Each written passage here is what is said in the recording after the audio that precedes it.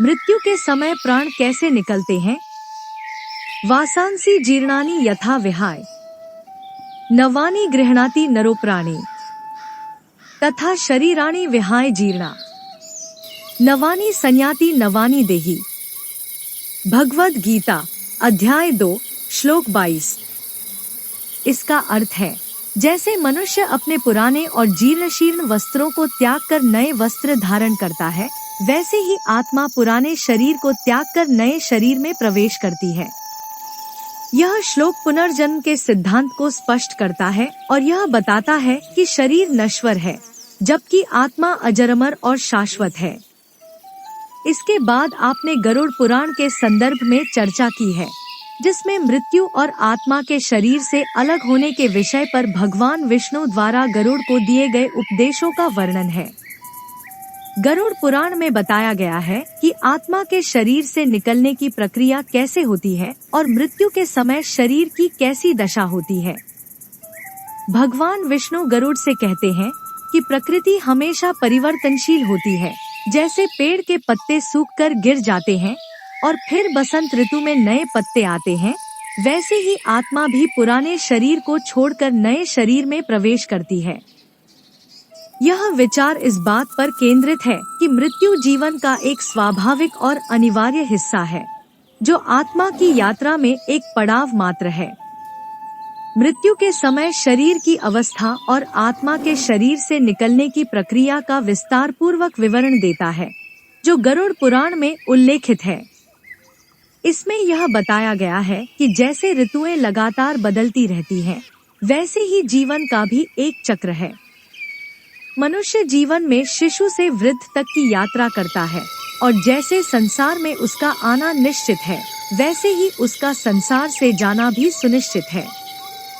यह परिवर्तन समय के साथ स्वाभाविक रूप से चलता रहता है।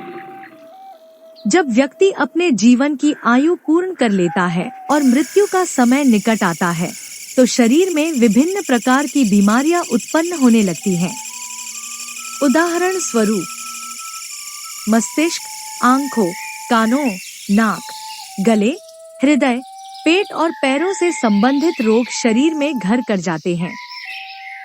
कंठ अवरुद्ध हो जाता है, जिससे बोलने में कठिनाई होती है। आंखों में आंसू आने लगते हैं और शरीर धीरे धीरे पंगु हो जाता है। हृदय की धड़कन धीमी हो जाती है और व्यक्ति को अत्यधिक घुटन महसूस होती है। इस कठिन अवस्था में जब व्यक्ति मृत्यु के निकट होता है, उसे अपने जीवन के सभी कर्म, चाहे वे शुभ हों या अशुभ, एक चलचित्र की तरह याद आने लगते हैं। यह अनुभव बहुत ही गहन और प्रभावशाली होता है और व्यक्ति अपने जीवन में की गई गतिविधियों और प्रियजनों के प्रति लगाव को महसूस करता है। मृत्यु के समय मनुष्य की मनोदशा, शरीर की पीड़ा और आत्मा की यात्रा का यह विवरण गहरे आध्यात्मिक और धार्मिक दृष्टिकोण को उजागर करता है। यह संदेश देता है कि जीवन और मृत्यु एक चक्र है, जो निरंतर चलता रहता है और प्रत्येक आत्मा के लिए यह यात्रा आवश्यक है। इस वर्णन में बताया गया है कि जब व्यक्ति की मृत्यु का समय निकट आता है, तो उसे अत्यधिक शारीरिक और मानसिक कष्टों का सामना करना पड़ता है। इस समय व्यक्ति अपने प्रियजनों से संवाद करना चाहता है, उनसे कुछ कहना चाहता है, लेकिन उसकी शक्ति इतनी क्षीण हो जाती है कि वह कुछ भी कहने या इशारों से कुछ बताने में असमर्थ हो जाता है।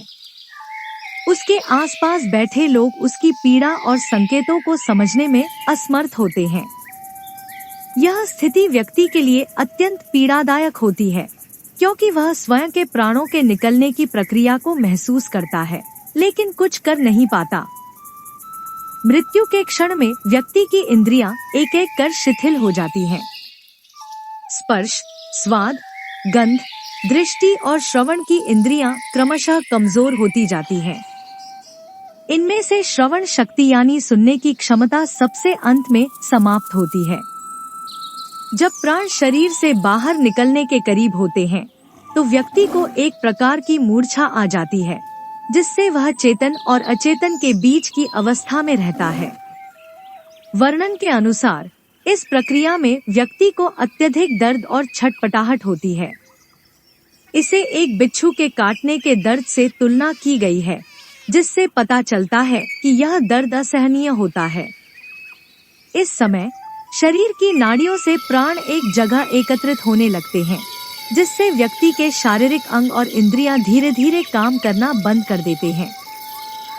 यह विवरण मृत्यु की गंभीरता और कष्ट को समझने में मदद करता है और यह भी दिखाता है कि मृत्यु एक प्राकृतिक प्रक्रिया है जिसे हर जीव को सहन करना पड़ता है। आत्मा का शरीर से बाहर खींचना। गरुड़ पुराण के अनुसार जब मृत्यु का समय आता है तो यमदूत आत्मा को शरीर से बाहर खींचने के लिए आते हैं।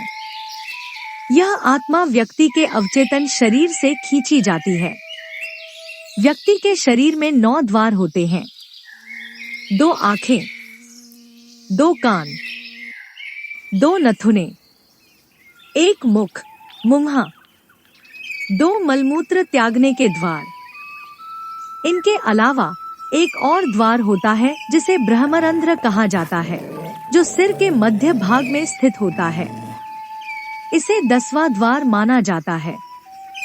आत्मा किस द्वार से शरीर छोड़कर निकलती है, यह व्यक्ति के कर्मों पर निर्भर करता है। कर्मों के आधार पर आत्मा का प्रस्थान। योगी, संत, महात्मा, ऋषि मुनि और जो लोग भगवान के भक्ति मार्ग पर चलते हैं, उनकी आत्मा सीधे ब्रह्मरंध्र से शरीर त्याग कर निकलती है। इसे मोक्ष का मार्ग माना जाता है और आत्मा को इस मार्ग से निकलने पर पुनर्जन्म से मुक्ति मिलती है। धर्मपरायण व्यक्ति जो धर्म का प्रचार करते हैं, भागवत कथा सुनते हैं और मधुर वाणी में लोगों से संवाद करते हैं, उनकी आत्मा मुख के द्वार से बाहर निकलती है। सदाचारी लोग और जो भागवत कथा सुनने के प्रति रुचि रखते हैं, उनकी आत्मा कान के द्वार से निकलती है। यह विवरण इस बात पर जोर देता है कि मृत्यु के समय आत्मा का शरीर से निकलना केवल एक शारीरिक प्रक्रिया नहीं होती, बल्कि यह व्यक्ति के जीवन में किए गए कर्मों और आध्यात्मिक उन्नति के आधार पर होता है। श्रेष्ठ कर्म और ईश्वर की भक्ति आत्मा को उच्च मार्ग से प्रस्थान कराती है, जबकि अन्य परिस्थितियों में यमदूत इसे अन्य द्वारों से बाहर निकालते हैं। आत्मा का विभिन्न द्वारों से निकलना। सत्यकर्मी और दूरदृष्टि वाले लोग। ऐसे लोग जो सत्यनिष्ठ, दूरदर्शी और सच्चे कर्मों का पालन करते हैं, उनकी आत्मा आंखों के द्वार से शरीर त्यागती है। इस समय आंखें उभर कर बाहर आ जाती हैं, जो इस प्रक्रिया का संकेत माना जाता है। अच्छी विचारधारा और सहयोगी स्वभाव वाले लोग। जो व्यक्ति सकारात्मक सोच रखते हैं और समाज में सहयोगी स्वभाव के होते हैं, उनकी आत्मा नाक के द्वार से निकलती है। इस प्रक्रिया के दौरान नाक से गंदा पानी निकलता है।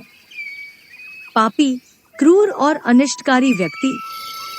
जो लोग अत्यधिक पाप कर्म, झूठ और दूसरों का अहित करने में लगे रहते हैं, उनकी आत्मा को यमदूत मलमूत्र त्यागने वाले द्वारों से खींचते हैं।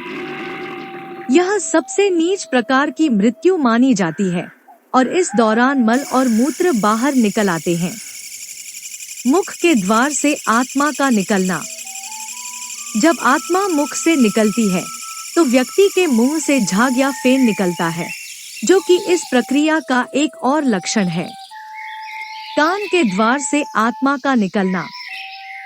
जो आत्मा कान से बाहर निकलती है, उस स्थिति में कान से मवाद या मेल निकलता है। यह सारी प्रक्रियाएं इस बात पर आधारित हैं कि व्यक्ति ने अपने जीवन में किस प्रकार के कर्म किए हैं। गरुड़ पुराण में यह स्पष्ट किया गया है कि मृत्यु केवल एक शारीरिक घटना नहीं है, बल्कि आत्मा के लिए एक महत्वपूर्ण यात्रा है और यह यात्रा व्यक्ति के जीवन में किए गए कर्मों से गहराई से जुड़ी होती है। यह वर्णन आत्मा के शरीर से निकलने की पीड़ा और उस समय की शारीरिक और मानसिक अवस्था को दर्शाता है। साथ ही यह भी संकेत करता है कि कर्मों के अनुसार आत्मा किस प्रकार के द्वार से शरीर छोड़ती है।